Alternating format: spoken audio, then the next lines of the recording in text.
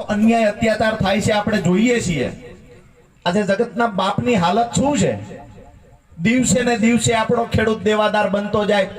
પ્રમોલિગેશનના નામે ખેડૂત વચ્ચે વેરના બીજ રોપાવાનું કામ કર્યું।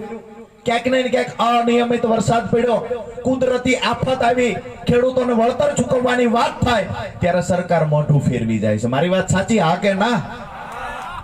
વળતર ચૂકવવાની વાતમાં મોઢું ફેરવી જાય છે અને જે એમના મળતિયાઓ માસિયાઈ ભાઈ છે એ લોકોની 18 લાખ કરોડ રૂપિયાની લોન માફ કરી દેવા માટે તિજોરી ખુલ્લી મૂકી દેવામાં આવે છે। આજે 2014માં ગુજરાતના ખેડૂતોનું દેણું શું હતું? 75,000 કરોડ રૂપિયા ગુજરાતના ખેડૂતોનું દેવું હતું। એ ગુજરાતના ખેડૂતોનું દેવું આજે 1.5 લાખ કરોડ કરતા વધી ગયું છે। ખેડૂતોની આત્મહત્યા ઘટતી જાય છે।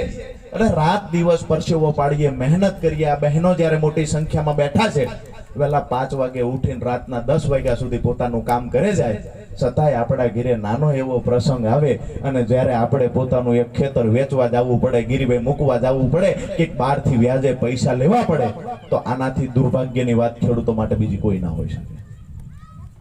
આ પરિસ્થિતિનું નિર્માણ ખરેખર થયું છે હા કે ના? આ પરિસ્થિતિમાંથી બહાર કાઢવા માટે લડે છે કોણ? આ પરિસ્થિતિમાંથી બહાર કાઢવા માટે આપણી માટે બોલશે કોણ? તો હું આજે એ કહેવા માટે આવ્યો છું કે અહીંયાથી ચૂંટાઈને ગયેલા, ગુજરાતમાંથી ચૂંટાયેલા ભાજપના ધારાસભ્યોની વાત હોય, સાંસદ સભ્યની વાત હોય, એક પણ વ્યક્તિ, એક પણ ધારાસભ્ય, એક પણ સાંસદ સભ્ય આપણા પ્રમોલિગેશનમાં ભૂલ થઈ એ મુદ્દે ક્યારે બોલ્યા છે, લડ્યા છે ખરા? તમને વળતર મળે એ મુદ્દે કોઈ બોલ્યું છે? ક્યારેય કોઈ બોલતું નથી। પ્રધાનમંત્રી ફસલ બીમા યોજના હજારો કરોડ રૂપિયાનું ફૂલેકું ફેરવીને જતી રહી। સરકાર મધ્યસ્થીની ભૂમિકામાં હતી। સરકાર મધ્યસ્થીની ભૂમિકામાં હતી। જેને જામીન રાખ્યા હતા એ જામીને જ ઓલાયરે ભાગ કરી લીધો ને 2 ફૂલેકું ફેરવીને જતા રહ્યા। સરકાર જામીન હતી, વીમા કંપની અને ખેડૂત વચ્ચે જામીન તરીકે સરકાર હતી। ભૂલ અમારા ખેડૂતોએ એ કરી કે તરી વરમાં આ જે ખરેખર બૂચમારું હતા ને એને જામીન બનાવ્યા। કંપની સરકાર 2 ભાગી ગયા। નવી યોજના લાવ્યા, મુખ્યમંત્રી કિસાન સહાય યોજના, જેમાં માપદંડો નક્કી કરવામાં આવ્યા। અતિવૃષ્ટિ, અનાવૃષ્ટિ, કમોસમી વરસાદ, આ માપદંડો નક્કી થયા। જેમાં અતિવૃષ્ટિની વ્યાખ્યા, અનાવૃષ્ટિ, કમોસમી વરસાદની વ્યાખ્યાઓ નક્કી કરવામાં આવી।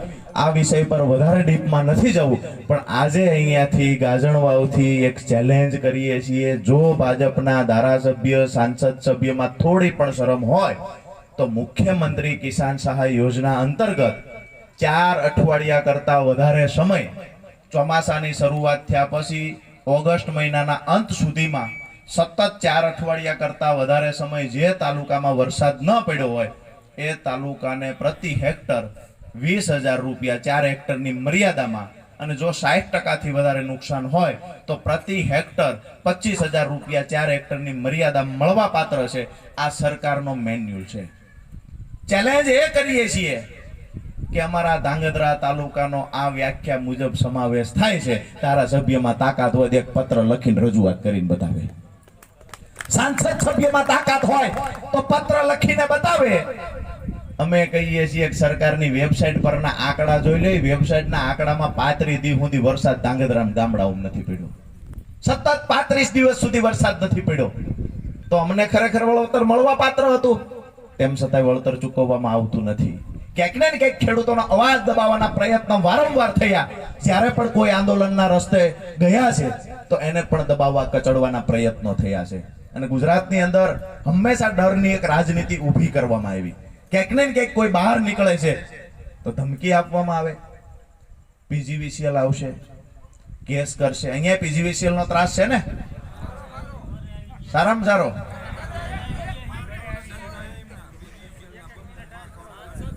પીજીવીસીએલ ના કર્મચારીઓ જે વિસ્તારમાં જઈએ છીએ ત્યાંથી આ ફરિયાદ મળે છે કે પીજીવીસીએલ ના કર્મચારીઓની હેરાનગતિ છે। કાં તો સમયસર લાઇટ નથી આપતા, સમયસર રિપેરિંગ નથી કરતા, અને ટીસી બળી જાય તો જાણે નવું એમના ઘરે બનાવીને દેવાનું હોય એમ 8-10 દિવસ સુધી ટીસી આપતા નથી। 1 મહિના સુધી નથી આવતું।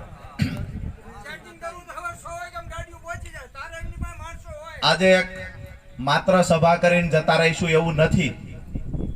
અહીંયાથી હું તમને કહીને જાઉં છું, ધવલભાઈને પણ કહીને જાઉં છું કે ગામની અંદર જે આ મહિનાવાળી સિસ્ટમ ચાલુ થઈ છે નવું ટીસી આપવાની, આ સિસ્ટમને સદંતર બંધ કરાવવા માટે થઈ અને જેથી તમારા ગામના લોકો કહે છે આવતી 15 તારીખ પછી માત્ર 2 દિવસ વહેલા તમારે કહેવાનું છે, સમયસર કાયમી ધોરણે ટીસીની વ્યવસ્થા થઈ જાય ને એવી વ્યવસ્થા કરાવવા અને અધિકારીને એની ઓકાતનું ભાન કરાવવા રાજુ કરપડા તમારી સાથે ધાંગધ્રા આવશે. 15 તારીખ પછી તમારી નવરાય આપણે જોવું છે કયા અધિકારીની હેસિયત ને તાકાત છે અઠવાડિયા સુધી ટીસી નો આપે. મુદ્દાની વાત એ છે. બીજી વાત કે જે વારંવાર ચેકિંગ આવે, ખોટા ધમપછાડા કરે, હેરાનગતિ કરે, પોલીસને સાથે લઈને આવે, 15-20 ગાડીઓ લઈને આવે, આપણને તેમ થાય હા હમણાં ગામને ધમરોળી નાખશે, માથે મીઠાના હળાઈ નાખશે. પછી એને જ કયો કે આ ગામ કઠણ છે, એ ગામમાં નહીં જાય. તમારા જ આજુબાજુના 1-2 ગામ એવા છે કઠણ હોય ત્યાં નહીં જવાનું. પોચું છે તો આવો ન્યા. દોસ્તો, બધું સહન 2 વર્ષ કરવાનું છે. જે દિવસે સત્તા હાથમાં આવે તે દી સૌથી પહેલા હમા કરવાના પીજીવીસીએલ.